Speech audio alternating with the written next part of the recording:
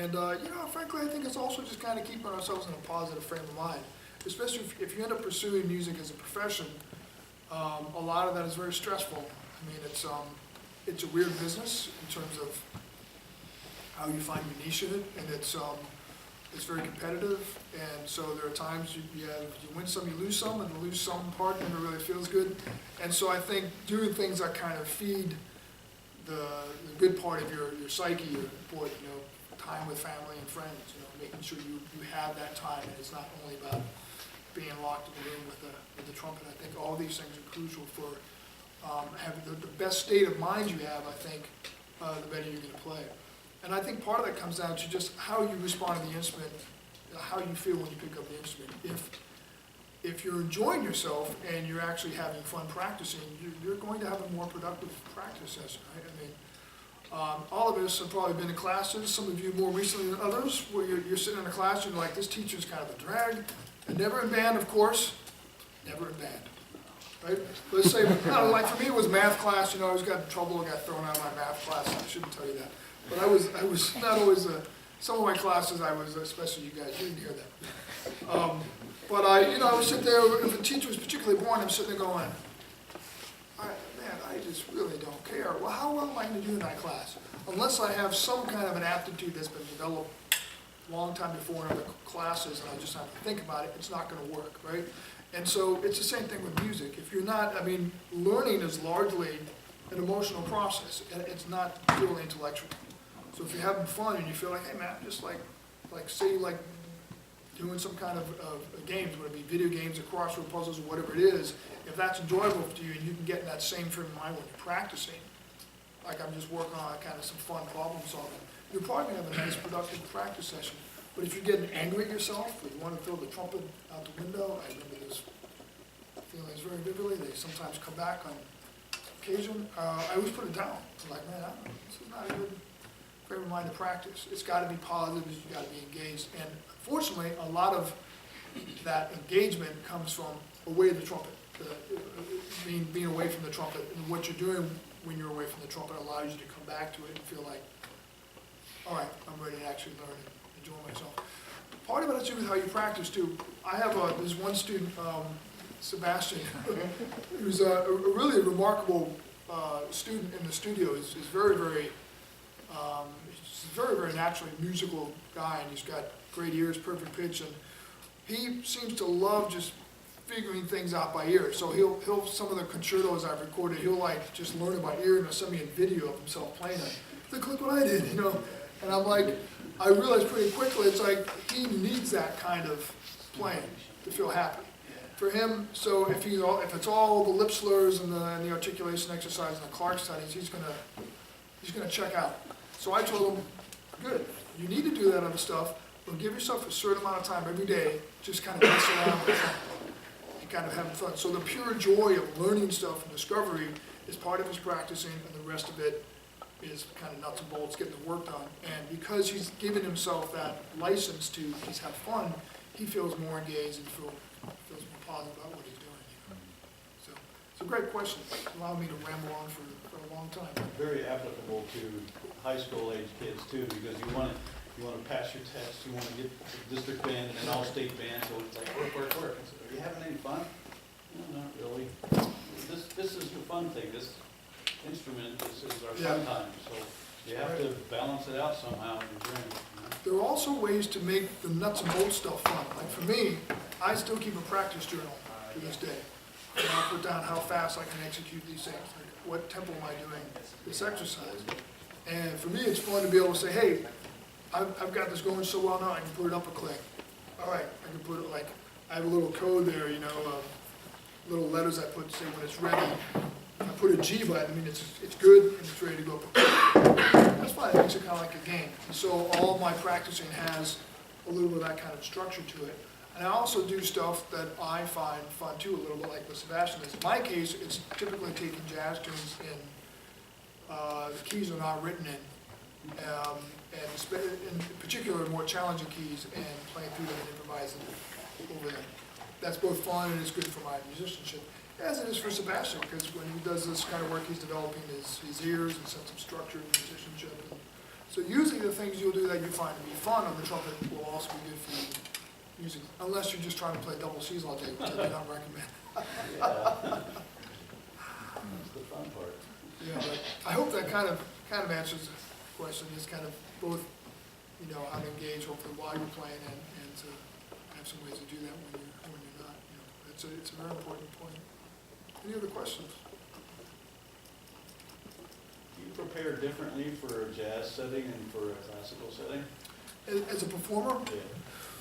I don't necessarily in terms of my warm-up and my practicing, it's just, you know, what I tend to do is I try to get all the different ways of approaching the instrument kind of as part of my routine. So for example, I focus on, more than anything, it's just about changing the sound, which is primarily changing the articulation, and to some degree the energy levels. Like there are certain maybe jazz settings, especially, every now and then I do this Louis Armstrong tribute, where it's not really the natural way for me to play. I don't play that big, but that's probably the loudest playing I ever do, and that kind of high energy, it's very rare I ever play in a classical setting. But mostly it's about articulation. So if I'm playing something,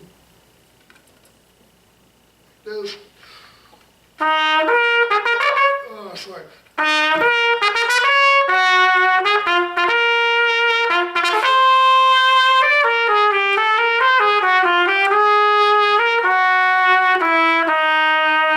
So very poorly executed, but you get the idea with the different, there's a certain kind of front of the note I'm looking for, the kind of articulation. And if I'm playing jazz, as you heard before, it's a completely different sound I'm going for, and I focus on the front of the note. So what I'll do is I'll use, say, my Clark study workout to give me a chance to dig into that. So if I'm doing, I often like to use the second study as an example because everybody knows it. It's a little boring, but you can make it more interesting.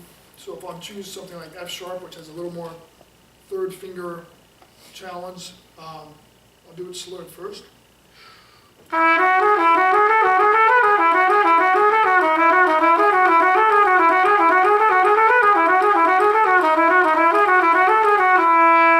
tend to play it at a pretty soft volume. I'm just trying to get it smooth and connected. And then I'll do single tongue. Now, for each of these exercises, I have a really specific set of goals. When I'm single tonguing, I want to try to match the fluidity of the slurring. I'm just putting it in front of the note. And many times when I start doing it, it's not really working. So if I start off,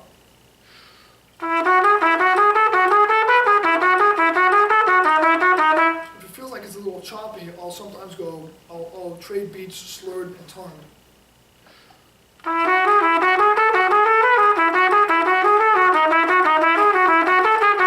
And it starts to get more connected, and I feel like, okay, the single tongue is kind of getting dialed in. So part of what I think talking about is as I start working on this stuff, I'm almost kind of resetting every day, like how do I want to play it? How's it supposed to work? Then I do K-tongue. And so for those of you, most of you probably double and triple tongue. If you don't, the K-tongue is sort of the second syllable for double tongue and the second or third for triple tongue, depending on how you do it. So if I'm double tonguing, da-ga, da-ga, da-ga, da-ga, da-ga, da. And I rarely actually say ka or ta-ka. I tend to use a da and a ga for the syllables. So this would be, for K-tongue, it's like ga, ga, ga, ga, ga, ga, ga, ga, ga, ga, ga, ga, ga. It never really sounds good, but I'm trying to get it as close as possible to the single tongue.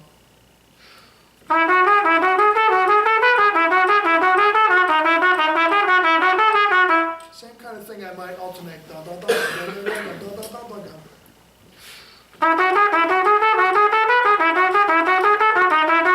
Etc. Trying to get everything, and as I do that, I'm down in the K-tongue to get as fluid as possible. Then I do double tongue, but I don't do it at a typical double tongue speed. I keep it slow, so I can focus on the consistency of the sound, and trying to make that sound like single tongue.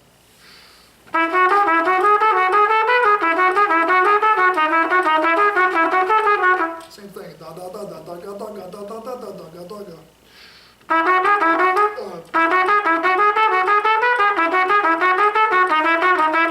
Etc. Then the tricky one is triple tongue.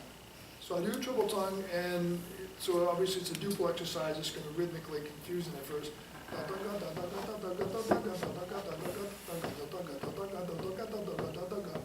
And you can start off thinking triplets, and that feels usually a little more rhythmically natural. but I'll do this. So I do all these exercises 3 times, because the triple tongue one, if you do it 3 times, it lines up, again, all the syllables kind of get set.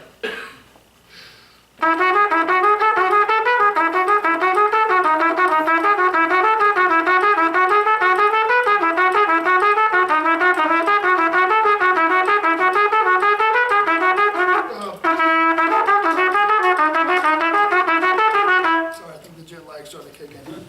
But it's like, what time is it now? It's like 7:30. Yeah, it's about 1:30 in the morning, it's wrong time, so I'm still adjusting, sorry. But when I do that 3 times through, it lines up, and it gives me a little more rhythmic flexibility to do the triple tongue that way. And then I'll do jazz articulation. And when they rightly ask, well, what do you mean by jazz articulation? For me, mostly it means changing the sound again to try to get more texture to the sound. So if I'm doing it all tongue, I'm trying to put a little bit kind of dirt to the sound, right? And then if I'm doing it faster, I tend to use pretty standard bebop articulation, the tonguing of the weak beats, like so. Well, when you do that, are you going ooda, ooda, ooda, something like that? I'm doing something pretty close to a classical da ta ta ta ta, but trying to keep still a little bit of that crunch in the sound. So up the tempo, it sounds more like. And I like this articulation because it gives me a lot of control over the feel when I'm playing jazz, both in terms of facility and yeah. So it sounds like it kind of swings and.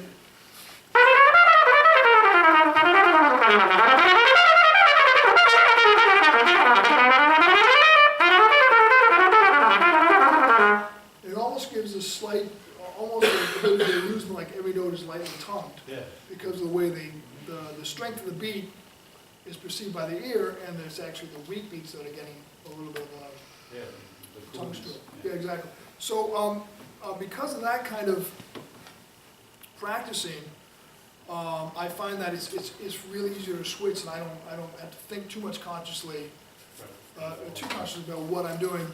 So it's like sometimes very simple